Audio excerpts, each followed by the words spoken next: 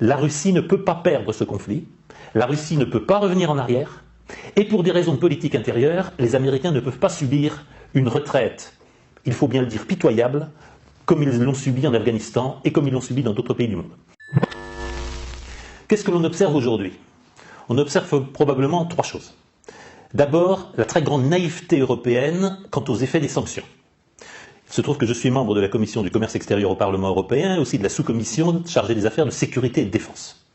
Je ne peux que témoigner ici de l'absolue naïveté avec laquelle le Parlement européen a voté dans l'enthousiasme des sanctions contre la Russie, des mesures punitives contre la Russie, des livraisons d'armes à l'Ukraine contre la Russie, des prêts dont on sait bien qu'ils ne sont pas remboursés pour plusieurs milliards à l'Ukraine, tout cela dans une inconscience sidérante par rapport au retour de flamme. Parce que laissez-moi dire simplement que pour les livraisons d'armes, nous ne les contrôlons pas et l'on sait que probablement un tiers des armes livrées à l'Ukraine se retrouvent sur le marché noir. Nous savons bien que les fonds débloqués pour l'aide à l'Ukraine vont essentiellement financer la corruption, sachant que l'Ukraine, comme la Cour des comptes européenne le signalait à maintes reprises au cours des dernières années, est l'un des pays les plus corrompus du monde, et que le problème des oligarques est moins seulement russe, qu'il n'est d'abord ukrainien. Et j'ajoute que sur les effets des sanctions, ce à quoi nous assistons, c'est que l'Europe s'est sanctionnée elle-même, tout simplement parce que l'arrêt des livraisons de gaz russe, l'arrêt d'un certain nombre de livraisons de ressources naturelles en provenance de Russie, la baisse des échanges avec la Russie pose un problème qui peut être dramatique au cours de l'hiver prochain aux citoyens européens et donc à leurs opinions publiques. Alors que la Russie, qui continue à exporter en masse son gaz, son pétrole et d'autres ressources vers la Chine, vers l'Inde, etc., à ce jour, souffre extrêmement peu des sanctions. Récemment, Marsheimer analyse le risque de monter à la guerre nucléaire. Et il considère que ce risque n'est pas nul. Il considère que ce risque n'est pas nul, d'abord pour des raisons psychologiques. La Russie ne peut pas perdre ce conflit, la Russie ne peut pas revenir en arrière, et pour des raisons politiques intérieures, les Américains ne peuvent pas subir une retraite, il faut bien le dire, pitoyable, comme ils l'ont subi en Afghanistan et comme ils l'ont subi dans d'autres pays du monde. Et donc nous avons un premier risque, presque de nature psychologique, aucun des protagonistes ne peut perdre. Il y a le second risque que j'évoquais tout simplement, ce sont les incidents de terrain qui montent. Un avion britannique abattu, des conseillers militaires tués, des explosions dans différents pays européens ou en Russie, comme les explosions dans des dépôts de munitions en Crimée, qui ont eu leur équivalent en Europe. Il faudra faire la lumière sur l'explosion de la poudrerie à Bergerac, dont on me dit qu'elle fournit l'explosif de nos fameux canons César. Il faudra revenir sur l'explosion d'une usine de munitions à Berlin. Bref, on voit bien qu'à tout moment, cette guerre peut déraper parce qu'elle met en jeu bien plus que l'Ukraine et la Russie. Pour répondre à votre question, qui est parfaitement légitime, la seule que devrait se poser un élu français au Parlement ou à l'Assemblée nationale, c'est où est l'intérêt national? Où est l'intérêt de la France dans cette affaire? Où est l'intérêt de l'Europe? D'abord, il est évident que l'Europe est la grande perdante de cette affaire.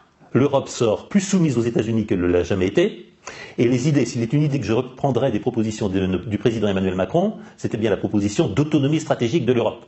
On voit bien que cette proposition est morte et enterrée, l'Europe est devenue l'antichambre de l'OTAN, et l'Europe est devenue un supplétif des intérêts des Américains.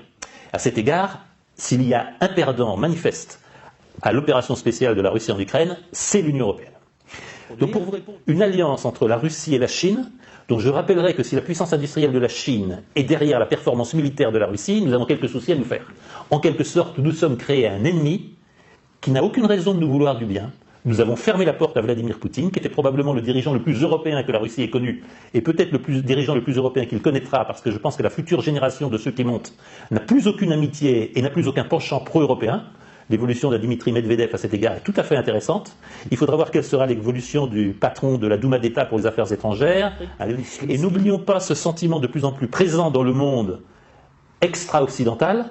L'affaire ukrainienne, et je suis désolé de le dire comme cela, l'affaire ukrainienne c'est une affaire de blancs. Et de même que l'opinion publique européenne n'a eu aucune sympathie pour les dizaines de milliers de morts des interventions en Irak, les dizaines de milliers de morts des interventions en Libye, en Syrie, etc., 3 blessés dans la banlieue de Kiev suscitent une mobilisation internationale. Ce 2 poids, 2 mesures, pour moi, marque d'abord une défaillance morale de ce que vous appelez l'Occident, mais marque surtout la fin de ce qu'a été le monopole du bien occidental. C'est le propre de toutes les guerres américaines. On commet ce qu'il faut bien appeler des crimes ou des dommages irréversibles à des nations, à des États à l'étranger. C'est le cas de l'Irak, c'est le cas de la Syrie, c'est le cas de l'Afghanistan. Et quand on en a marre ou que l'opinion publique ne soutient plus, on ferme les portes des ambassades, on rapatrie l'armée, et c'est comme si rien ne s'était passé. Tout simplement parce que aucun élu, aucun politique, aucun militaire américain ne court aucun risque une fois rentré dans son pays. Aucune juridiction internationale n'est allée poursuivre ces criminels de guerre, que sont les Rumsfeld, les Cheney, les Albright, etc., etc., dont je vous rappelle qu'ils ont inventé des fausses preuves à la tribune de l'ONU pour justifier l'agression contre l'Irak. Ils ne courent aucun risque d'être poursuivis par aucun tribunal international nulle part. Second élément, il est beaucoup plus général. Nous assistons à un totalitarisme qui ne dit pas son nom. Ce nouveau totalitarisme, c'est le totalitarisme d'abord du libre-échange, de la liberté absolue du mouvement de capitaux, et c'est le totalitarisme d'entreprises privées, notamment américaines, mais pas seulement américaines, qui estiment que le monde est leur terrain de jeu.